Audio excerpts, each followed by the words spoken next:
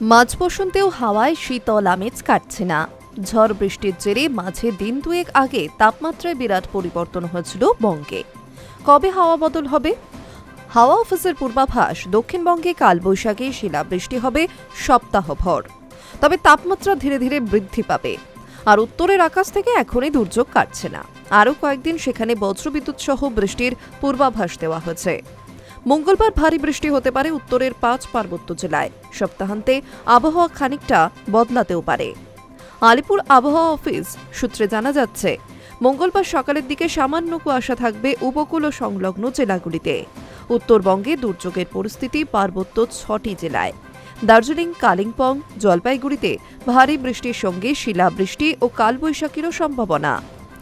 ঘণ্টায় 50 থেকে 60 কিলোমিটার গতিবেগে ঝড়ের সঙ্গে বৃষ্টি হতে পারে দার্জিলিং, কালিম্পং, আলিপুরদুয়ার, কোচবিহার ও জলপাইগুড়িতে।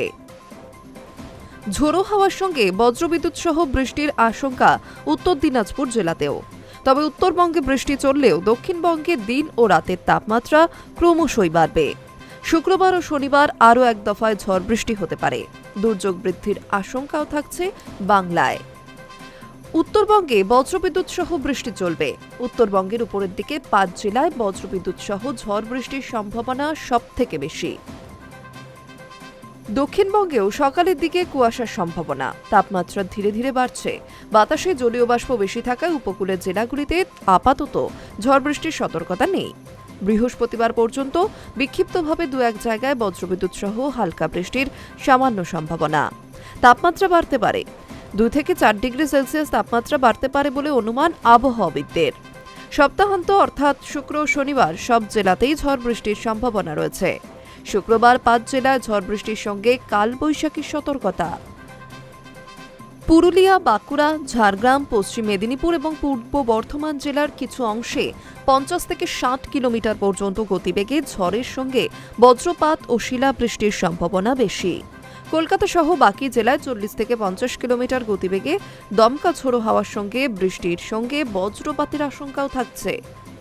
রবিবার উত্তর ও দক্ষিণ 24 পরগনা, নদিয়া, মুর্শিদাবাদ এই 4 জেলায় ঝড় বৃষ্টির সম্ভাবনা বেশি থাকবে বলে পূর্বাভাস আবহাওয়া দপ্তরের। সেই সঙ্গে ঘণ্টায় 30 থেকে 40 কিলোমিটার গতিবেগে দমকা ঝোড়ো হাওয়া বইতে পারে। কলকাতায় আজ সকালের দিকে হালকা কুয়াশা, পরে পরিষ্কার আকাশ। সর্বোচ্চ তাপমাত্রা এখনও স্বাভাবিকের বেশ কিছুটা নিচে। রাতের তাপমাত্রা ও সর্বনিম্ন তাপমাত্রা স্বাভাবিকের কাছাকাছি আছে। দিন রাতের তাপমাত্রা প্রায় 3 ডিগ্রি সেন্টিগ্রেড বেড়েছে। আগামী 48 ঘণ্টায় আরও কিছুটা বাড়বে সর্বোচ্চ তাপমাত্রা। কলকাতায় বুধবার পর্যন্ত পরিষ্কার আকাশ। এই কয়েকদিন তাপমাত্রা ক্রমশ বাড়বে। বৃহস্পতিবার আংশিক মেঘলা আকাশ, আবহাওয়ারও পরিবর্তন। শুক্রবার থেকে রবিবার মেঘলা আকাশের সম্ভাবনা। আজ শহরের সর্বনিম্ন তাপমাত্রা 23.4 ডিগ্রি সেন্টিগ্রেড। সোমবার দিনের সর্বোচ্চ তাপমাত্রা ছিল 30.2 ডিগ্রি।